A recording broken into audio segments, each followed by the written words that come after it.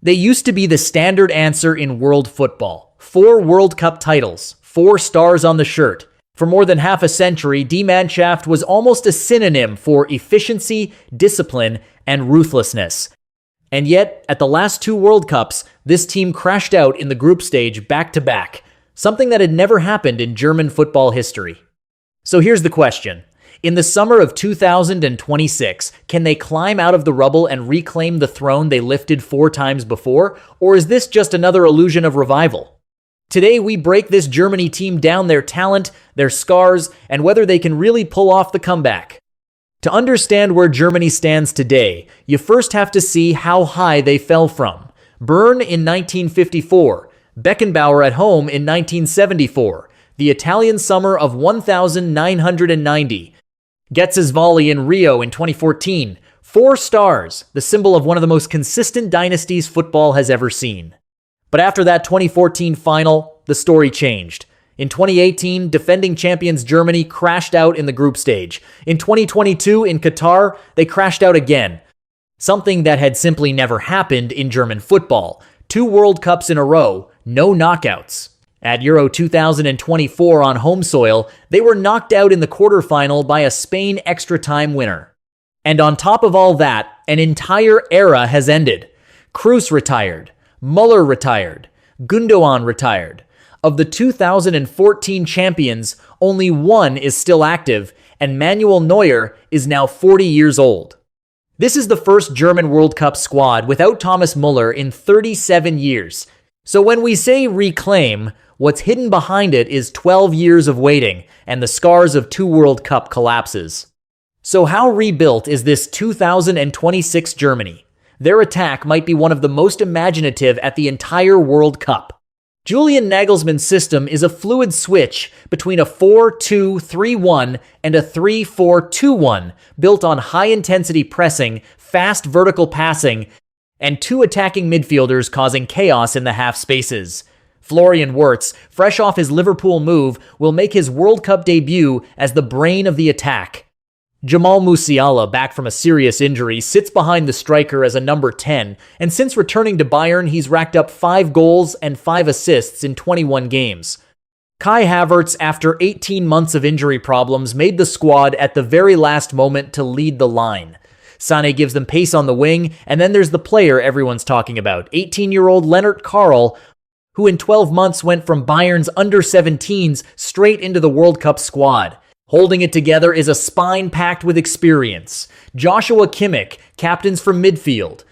Antonio Rudiger, the vice-captain, anchors the defense alongside Jonathan Tah, with Leon Goretzka shielding in front.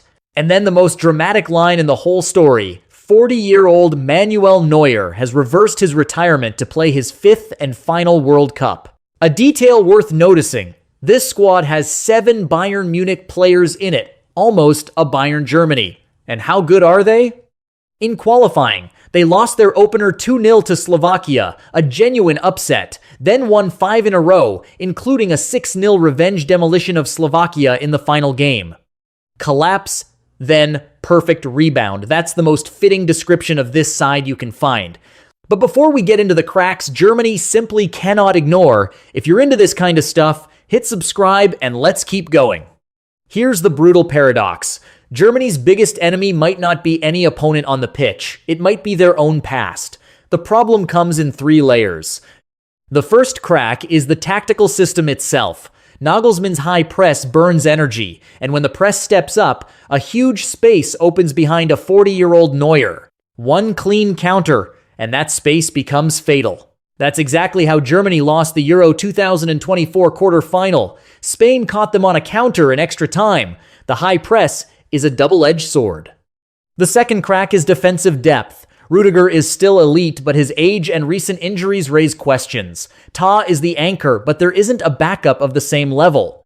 If 1 or 2 defenders go down, the back line can collapse exactly the structural problem that haunted Germany in 2018 and 2022. This time, it hasn't really been fixed. The third crack is the number 9. Havertz is just back from 18 months out.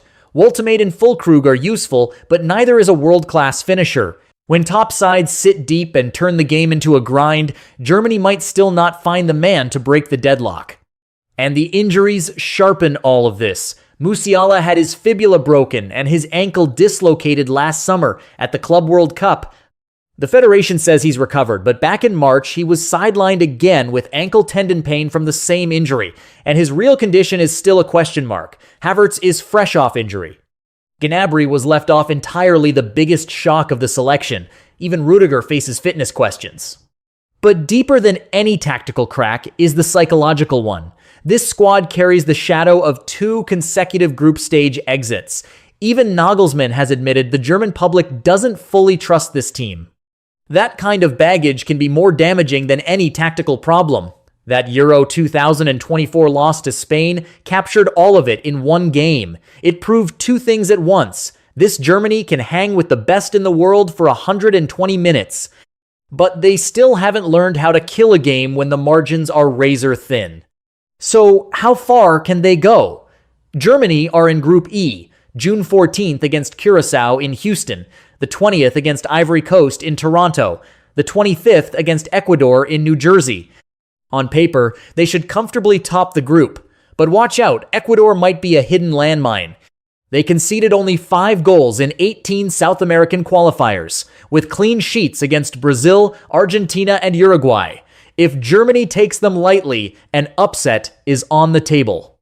If they advance, the round of 32 could pit them against France, and that's where the real test begins. Nagelsmann has cards to play, Wirtz and Musiala firing together as twin tens, the nuclear option, if both stay healthy. The Lennart Karl X Factor, 18 years old, 0 baggage, the kind of player who can rip a tournament open. And Neuer's leadership aura, a 40-year-old legend back for one last dance. So how far can this Germany really go? Let's lay out both sides and you decide. The case for Germany is strong. This team is fundamentally different from the sides that collapsed in 2018 and 2022. Wirtz, Musiala, and Karl represent a genuine new era talent, good enough to scare anyone. Nagelsmann has restored some of the discipline Die Mannschaft used to be famous for. Neuer's return adds an irreplaceable leadership layer. And that qualifying run, losing 0-2, then winning 5 in a row, finishing with a 6-0 revenge over Slovakia, shows real mental resilience. If Wirtz and Musiala stay healthy and click, the ceiling on this team is the final itself. But the case against them is just as heavy. They still carry the psychological scar of back-to-back group stage exits. Even the manager admits the public doesn't fully trust them. The defensive depth and aging spine are a ticking time bomb. One bad string of injuries and the 2018 to 2022 nightmare could repeat. Musiala's ankle is a question nobody can guarantee. Havertz is fresh off injury.